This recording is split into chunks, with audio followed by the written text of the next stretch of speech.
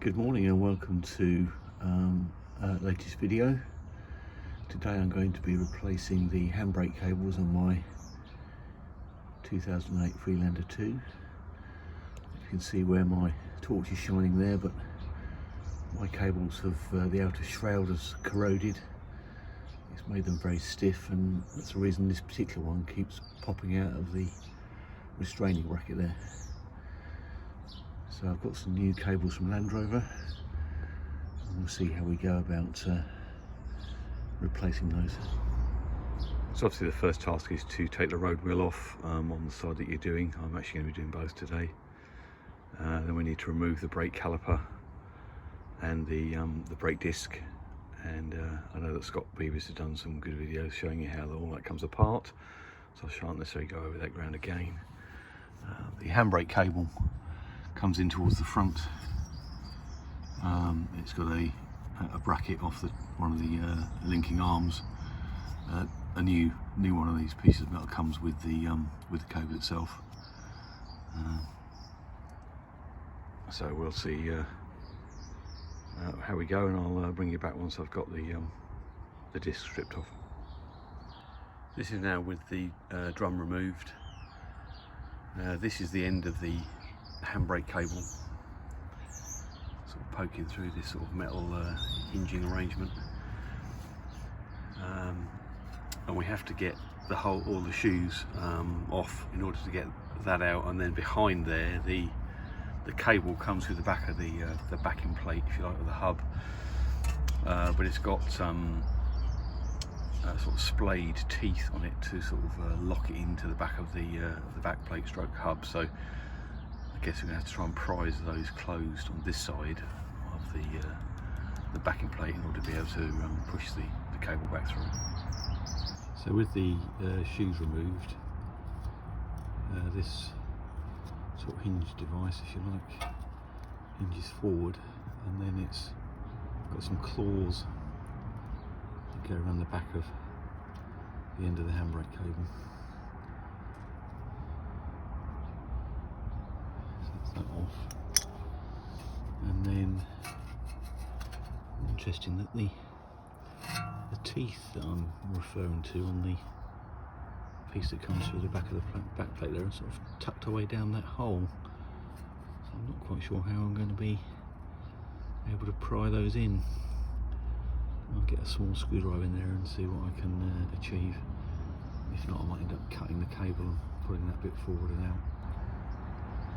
So interesting, you can see on the new cable the splayed sort of locking teeth here, if you like, that push through from the other side of the back plate, and I thought lock the cable into the back plate. I started poking around down in the back of there, thinking that might be quite difficult to get those pushed through, but interesting, my cable on the old one, you can see that very well, doesn't actually have those lugs. That actually came out fine. The bit I had a little bit more difficulty with was trying to get this bracket off of here, insofar as the bolt, set screw, whatever you want to call it, that holds that in. I originally thought it was a Torx. I tried with the Torx and it was slipping, and I thought, oh, I've stripped the thread in it, but it turns out it's not actually a Torx head at all. It's a you can see that or not, it's an M10. Got many more teeth on it, so just watch that when you come to do that bit. So this is now with the new cable bracket attached. I've put some copper grease in the thread of that just to be on the safe side, and then pushed it through, and indeed, yeah, the new cable does lock into that recess. To push it quite hard, and then the little teeth click out to stop it pulling back through. So reassemble the hub now, and bring it back after that. So on this side of the car, the handbrake cable did have the little prongs on it. I faffed around for a little while, but then just got a screwdriver in that thing, in a fairly reasonable size one, and just hit it a few times, and it basically snapped the little frills off, and then you can put it through. So the next stage of the process in the car is to pop out the coin holder, a little tray thing in the back between the seats, to reveal the the ends of the handbrake cables, and then because I've obviously loosened off the cables, the old ones are unattached at the rear, we should then be able to just pull the existing cables forward and then release them from the sort of bracket, if you like. We'll then have to undo the nut there to slacken the system off in order to get the new cables on. I'll bring you back in a moment. So that's with the two cables released. They actually clip into a plastic section inside that metal shroud, which just sort of locks them in, if you like. So you just pull them away towards the left and right, and then we should be able to withdraw those from under the car and then feed the new ones through, hopefully. So here we are now underneath the car. You can see the handbrake cable there. It's got a plastic clip to the underside of the vehicle where my torch light is shining, and then it disappears through that metal tube that then runs into the interior of the car where the little coin tray was removed.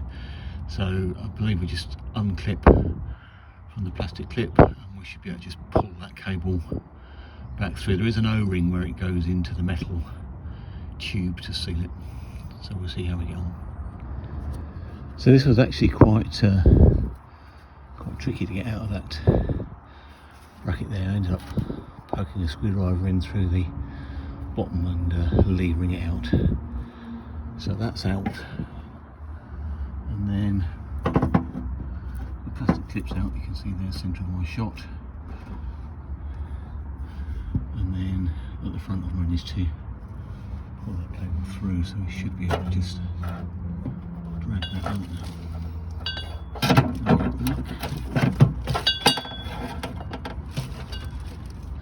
think I'll need to grab hold of the cable and the inner cable section and pull it. So here we are underneath the car with the completed cabling in place. Just one word of caution, the two cables are subtly different. The one on the driver's side has that yellow section which goes into an additional bracket that only occurs on the driver's side. I was quite fortunate, I thought they were both the same and just managed to put them on the right way around by a stroke of luck. So just be careful of that. So that's the new cabling in place on the driver's side, running forward, and then similarly on the passenger side.